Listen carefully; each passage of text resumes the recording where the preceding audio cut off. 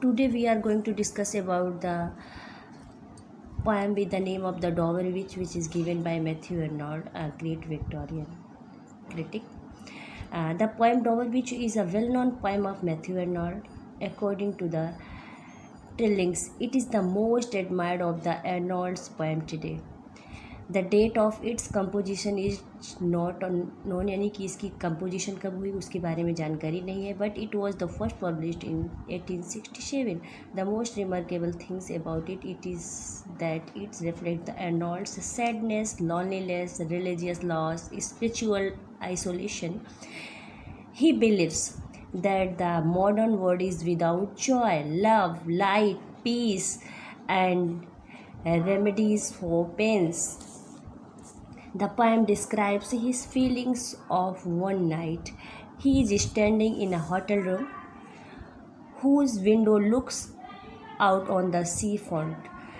He watches that the sea of English Channel is calm, but at one place the waves are producing a trembling note of eternal sadness. The sadness was felt by Sophocles, the Greek tragedy poet, long ago while he stood on a beach of the Aegean Sea. Religion was also like the ocean in former times, but now science has proved false many of its statements. Now we are going to discuss you the whole poem line by line. Before starting the poem, it is too much necessary to know the meaning of the Dover. Dover, it is a famous part which lies between the English Channel and the North Sea. यानी कि एक प्रसिद्ध बंदरगाह है जो English channel तथा उत्तरी समुद्र के बीच में पड़ता है ना. आपका पोएट वहीं पर खड़ा हुआ है और वहीं उसने इस पोएम को कंपोज किया. देखिए यहाँ पे शुरू होती है आपकी poem. The sea is calm tonight. Sea कैसा है, समुद्र कैसा है, एकदम शांत है. यानी कि डोवर बीच जहाँ पर वो खड़ा है समुद्र के समीप का समुद्र क्या है, कैसा, वो एकदम शांत है. कैसा है, शांत. काम टू नाइट, जिस रात में वहाँ पर वो खड़ा है ना. The tide is full. The meaning of tide is the flood tide, the rising tide, यानी कि चंद्रमा के आकर्षण से ऊपर उठता हुआ जल, यानी कि जिसे ज्वार भाटा बोलते हैं ना, उसके लिए एक्सप्रेस किया गया है. द मून लाइज फेयर, और चंद्रमा की जो रोशनी है, lies means it spread out to view, यानी कि कैसी है, फेयर है, लवली, एकदम बहुत ही अच्छी है, आकर्षक है. अपॉन द स्ट्रेट्स, यहाँ पे the word strait expect to the narrow water passes connecting to a large bodies of water, यानी कि सकरे जलमार्ग जो दो समुद्रों अथवा समुद्र के दो भागों को जोड़ते हैं, यानी कहने का मतलब जिसे जल डमरू मध्य कहते हैं ना. तो जो है वहीं पर जो है क्या पड़ रही है, किसकी रोशनी पड़ रही है, चंद्रमा की, है ना. On the French coast the light gleams and is gone, और जो है फ्रेंच कोस्ट पर कहने का मतलब जो है इंग्लिश चैनल नामक समुद्री भाग के दूसरे किनारे पर स्थित एक फ्रेंच तट है ना, फ्रेंच कोस्ट यानी कि फ्रेंच तट, और ग्लिम्स में चमकना है ना, शाइनिंग करना, फ्रेंडली, उसके लिए एक्सप्रेस किया. वहाँ पर जो है रोशनी चमक रही है, ग्लिम्स, और फिर क्या है, एंड इज़ गॉन, और उसके साथ साथ ही कुछ समय बाद वो चली भी जाती है, दिखाई भी नहीं देती उसे. The Cliff of England stands, यहाँ पे क्लिफ्स एक्सप्रेस किया गया है, यानी कि एक ढालूदार चट्टान, वहाँ पर जो है खड़ा हुआ है, कौन, पाइट आपका खड़ा है ना. ऑफ इंग्लैंड स्टैंड्स, और ग्लैमरिंग एंड वास्ट, और जो है वहाँ पर जो है रोशनी या प्रकाश जो चंद्रमा का है उससे चमक उत्पन्न हो रही है, और जो है वो बहुत ही विशाल भी है. Out in the tranquil bay, यहाँ पे tranquil express to the peace, silence के लिए.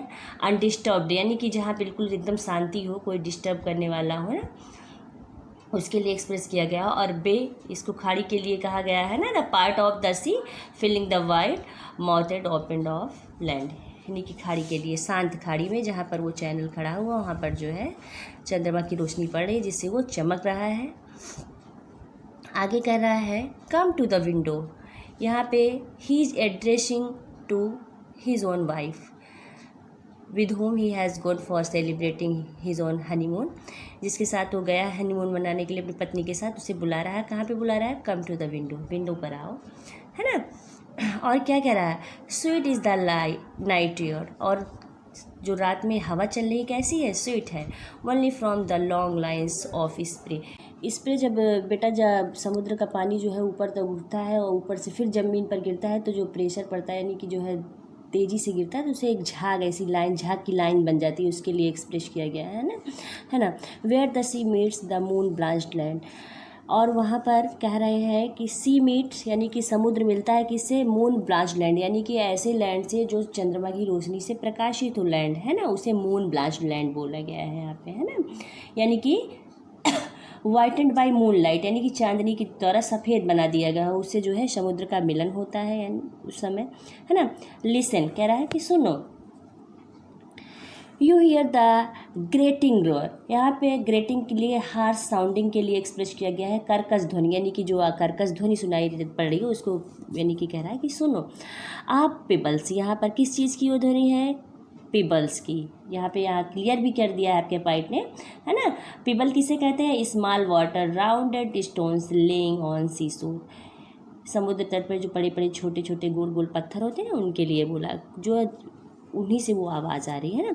विच द वेव्स कैसे आ रही है, which the waves draw back and fling, जिसे वेव्स में समुद्री लहरें क्या कर रही हैं, ड्रॉ बैक, वापस ला रही हैं, है ना, और फिर यानी कि ले जा रही हैं, और फ्लिंग्स मीन्स थ्रो हर, यानी कि फेंक दी हैं, है ना, कि उठा के ले जाती हैं और फिर वापस लाती हैं, इस तरह फेंकती हैं, इसी की वजह से ये आवाज़ आ रही है, कैसी आवाज़ आ रही, ग्रेटिंग रोर आ रही, किस यानी कि कर्कश ध्वनि वाली, है ना। फिर उसके बाद है एट देयर रिटर्न्स, यानी कि उसके वापस आने पर, अब द हाई स्टैंड, और फिर उसके हाई स्टैंड यहाँ पे बोला है land along the sea of high sea beach, यानी कि समुद्र के किनारे की ऊंची भूमि पर, उसके लिए बोला है हाई स्टैंड, उधर यानी कि पानी जाता है, गिट्टियाँ जाती हैं, वापस आती हैं, फिर जाती हैं, इस तरह होती है, तो उसमें जो है एक आवाज़ आ रही है, कैसी आवाज़, ग्रेटिंग रोर, है ना। बिगेन एंड सीज, जाती हैं, सीज होती हैं, बंद होती हैं, है ना, एंड देन अगेन अगेन, बार बार ऐसा होता है ना। विद ट्रेमुलस कैडेंस स्लो, यहाँ पे ट्रेमुलस एक्सप्रेस किया गया है ट्रेम्बलिंग वाइब्रेटिंग, यानी कि कंपन करती हुई जो है ध्वनि आती है ना, और कैडेंस यहाँ पे intonation, measured moment of sound, यानी कि रिदम बन जाता है एक तरह से, है ना, रिदम के लिए एक्सप्रेस किया गया है, स्लो रिदम बन जाता है। And bring the eternal note of sadness in, और वो क्या लाता है, eternal note means musical and the rhythmical ever lasting tone, यानी कि स्थायी ध्वनि उत्पन्न हो जाती है ना। और जो है कहने का मतलब यही है कि Arnold is sick of the materialism, escapism and the despair of the Victorian age find the sea always striking a note of sadness, यानी कि विक्टोरियन एज में क्या व्याप था, क्या परवेट था, मैटेरियलिज्म, है ना, उसको जो है सैडनेस के रूप में एक्सप्रेस कर रहा है आपका पोइट यहाँ पे, है ना। और फिर देखिए इसमें क्या कह रहा है, Sophocles long ago, who was the Sophocles, Sophocles was a famous Greek writer of tragedies, है ना। He lived in Athens during the period between the 495 to 406 BC. He wrote 120 plays, out of which only 7 are available. His heroes are the symbol of tragic, human fate, guilt and ancient curse, है ना, that it is not within man's power to escape. Sophocles was a highly philosophical poet who saw life steadily and saw it at a hall. और यहाँ पे क्या है, he was एर्नोल्ड्स favourite पाइट, वो किसका favourite पाइट था, एर्नोल्ड का, यानी कि सोर्स ऑफ इंस्पिरेशन था कौन, सोफोक्लिस, किसके लिए, एर्नोल्ड के लिए, जिसने इस पोएम को लिखा है ना। Heard it on the Aegean, और बोल रहा है कि इस तरह की आवाज़ सोफोक्लिस ने कहाँ सुनी होगी, एजियन सी में, है ना। एजियन सी बेटा कहाँ है, ये क्या है, कहाँ पे है, ऑन द एजियन सी शोर नियर द ग्रीस, ग्रीस के समीप जो है एजियन सागर समुद्र तट पे, है ना। हेard इट यानी कि इसे सुना होगा, किस तरह का, इसी तरह का नोट जिस तरह इस समय पाइट सुन रहा है आपका, है ना। And it brought into his mind, और उसने उसके दिमाग में क्या लाया होगा, द टर्ब्ड एब एंड फ्लो, यहाँ पे डिस्टर्ब किसके लिए यूज किया है, नॉट क्लियर और लूसिड, यानी कि अस्पष्ट सी, है ना, कन्फ्यूज करने वाली, यानी कि क्लियर नहीं थी जो। Ebb and flow express to the rise and fall, यानी कि उत्थान पतन के बारे में जो है, यानी उस तरह इससे सुनाई पड़ा होगा, यानी कि उसने उसके दिमाग में उत्थान पतन के बारे में विचार आए हैं, है ना, आए होंगे, है ना। और बोला हाफ ह्यूमन मिजरीज, और उसने इस समुद्र की ध्वनि को, ठीक है, किससे जो है कंपेयर करने की कोशिश किया होगा, ह्यूमन मिजरीज से, है ना। फिर उसके बाद आगे कह रहा है find also in the sound a thought hearing it by this distant northern sea। और क्या कह रहा है कि डिस्टेंट नॉर्दर्न सी कहने का मतलब this English channel which is much too distant from and lies to the north of the Greece Aegean sea flowing by the Greek sea and coast, यानी कि कहने का इंग्लिश चैनल नामक समुद्र जो ग्रीस के तट से बहते हुए एजियन सागर से दूर है, ठीक है, उसके उत्तर में स्थित है, तब भी वो यहाँ पर इस तरह की फीलिंग्स को फील कर रहा है, महसूस कर रहा है ना। आगे चलिए, द सी ऑफ फेथ बोला है, द सी ऑफ फेथ, ये क्या इंडिकेट कर रहा है बेटा यहाँ पे, Arnold compares religious faith of the sea in the past was full of tide, ये देखिए यहाँ बोला वॉज वंस टू मीन्स बहुत अधिक थी, यानी कि सी ऑफ फेथ कभी कभी लोग, यानी कि विश्वास समुद्र रूपी, यानी कि विश्वास पहले लोगों में बहुत अधिक था, एट द फुल यानी कि अपने चरम पर था, बहुत अधिक था, है ना, एंड राउंड अर्थ सोर्स। और बोल रहा है क्या कि he means to say that the nursed honest religious convictions but the age of Arnold faced decay perhaps death of faith because of growing materialism and industrial revolution, ठीक है, भौतिकवाद और जो है ये औद्योगिक यानी कि रेवोल्यूशन के कारण ये सब क्या ख़त्म होता जा रहा है, रिलीजियस कॉन्विक्शंस, है ना, और जो है नर्स्ड ऑनेस्ट ये सब धीरे धीरे खत्म होता जा रहा, और कभी ये बहुत अधिक था। They like the folds of the bright girdles fold, but now I only hear its melancholy long withdrawing roar, retreating to the breath। यहाँ पे देखिए बोल रहा है कि एट द फुल यानी कि full up to the brim, यानी कि एकदम ऊंचाई पर थे, है ना। और फिर आगे बोल रहा है यहाँ पे देखिए bright girdle on the ornament for the west, यहाँ एक्सप्रेस किया गया है अट्रैक्टिव गर्डल के लिए आकर्षक तगड़ी करधनी जैसे सोने चांदी के, है ना। फोल्ड यहाँ पे एक्सप्रेस किया गया है क्लोज्ड और रोल्ड अप गोलाकार, यानी कि इस तरह की स्थिति को उसने यहाँ पे प्रेजेंट किया है। But now the Victorian age के लिए बोला है बट नाउ क्या एक्सप्रेस कर रहा है, विक्टोरियन एज के लिए, है ना, जिसमें वो जी रहा है। आई ओनली हियर, वो केवल क्या सुन रहा है, इट्स मेलनकली यानी कि सैडनेस ओनली, है ना। विड्रॉविंग मीन्स यहाँ पे देखिए बोल रहा है long withdrawing roar, withdrawing means बेटा रिसेंडिंग पीछे हटती हुई, है ना।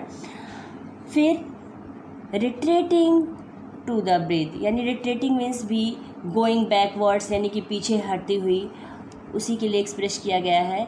To the breath of the night winds, यहाँ पे night wind express to the wind doubt and disbelieves यानी कि संदेहों और अविश्वासों की हवा, है ना। Down the vast edges drear, यहाँ पे drear express to the word here given by the poet dreary dismal gloomy यानी कि शोकपूर्ण, है ना। And naked shingles of the world ah love let us be true, यहाँ पे एंड नेक्ड यहाँ पे क्या एक्सप्रेस कर रहा है, नेक्ड सिंगल्स यानी कि bares pebbles thrown by the waves on shores, यानी कि नग्न कंकड़ों वाले समुद्र, यानी कि जब जल पीछे हट जा रहा है तो क्या बच रहा है, केवल कंकड़ बच रहे हैं, है ना। रिट्रेट मीन्स यहाँ पे देखिए पीछे हो जा रहा है, of the to the breath, है ना, ऑन द नाइट्स विंड्स, और उसी के साथ साथ ही नाइट विंड्स यानी कि कहने का मतलब संदेह और जो है अविश्वासों की हवा चल दे रही है ना,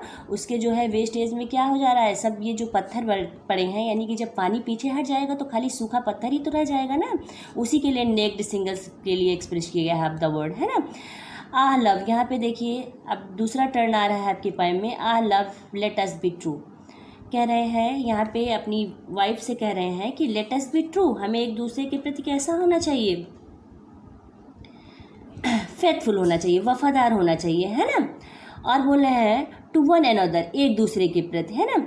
for the word which seems to lies before us, यानी कि ऐसा संसार जो हमारे सामने कैसा महसूस होता है, लाइज बिफोर से झूठा, है ना। लैंड ऑफ ड्रीम, कैसा संसार, ड्रीम का। वनली सो वेरिशियस, बहुत ही वैविध्यपूर्ण है और साथ साथ ही ब्यूटीफुल भी है, न्यू भी है ये, है ना। क्या है ये सब, लैंड ऑफ ड्रीम, है ना। Hath really neither joy nor love nor light, लेकिन वास्तविकता क्या है, ना ही इसमें प्रेम है, ना ही इसमें जॉय है और ना ही इसमें लाइट है ना, कुछ भी नहीं है इसमें। नॉर सर्टिट्यूड, यहाँ पे सर्टिट्यूड सर्टेनली के लिए एक्सप्रेस किया गया है ना, निश्चितता के लिए, है ना। और बोला है नॉर पीस, ना ही इसमें पीस है, ना ही हेल्प फॉर पेन, यानी कि किसी के लिए सहायता है ना। और बोला है and we here as on a darkling plain, darkling express to the covered with dark, अंधकारपूर्ण, है ना। प्लेन यहाँ पे रीजन के लिए, क्षेत्र के लिए एक्सप्रेस किया गया है कि हम लोग एकदम अंधकारपूर्ण क्षेत्र में हैं यहाँ पर, है ना। Swift with confused, Swift with कहने का मतलब ड्राइविंग, है ना। कन्फ्यूज्ड मीन्स मिक्स्ड कर दिए गए, मिश्रित यानी कि कन्फ्यूजन की स्थिति हो गई है एकदम, है ना। Alarm off struggle and flight, alarm यहाँ एक्सप्रेस किया गया है वार्निंग साउंड्स सिंगल्स, है ना, of danger that create confusion, यानी कि चेतावनी भरी आवाज़ें, चेतावनी की आवाज़ें, यानी कि जो हमारे अंदर कन्फ्यूजन क्रिएट कर रही हैं, है ना। और आगे बोल रहा है where ignorant armies clash by night, यहाँ पे स्ट्रगल संघर्ष के लिए एक्सप्रेस किया गया है ना, और इसके साथ साथ ही armies express to the people are armed soldiers, यानी कि शास्त्र के रूप में, सैनिकों के रूप में एकदम सामान्य लोग हो गए हैं ना। और यहाँ पे word clash, clash indicating to the fight with one another, एक दूसरे से लड़ रहे हैं, है ना। और क्या कर रहे हैं, बाय नाइट, नाइट यहाँ पे express during the night of doubt, है ना। डिस्प्यूट, संदेहों, झगड़ों आदि की रात्रि अंधेरे में, है ना। रेफरेंस कहने का मतलब ये है बेटा that two sides of ignorant armies were no one knows whom he is fighting and what he is fighting for, यानी कि लोग आपस में एक दूसरे से लड़ रहे हैं और उन्हें वास्तविकता पता ही नहीं है कि वो किससे लड़ रहे हैं और किस लिए लड़ रहे हैं, किस रीजन से लड़ रहे हैं, है ना। कहने का मतलब है यहाँ पर जब पॉइंट ऑफ एक्सप्रेस कर रहा है, कह रहा है कि जो है the sadness was filled by the point because he is feeling loneliness, religious loss, spiritual isolation, है ना। he believes that the modern world is without joy, love, light, peace, है ना, and remedies for pain.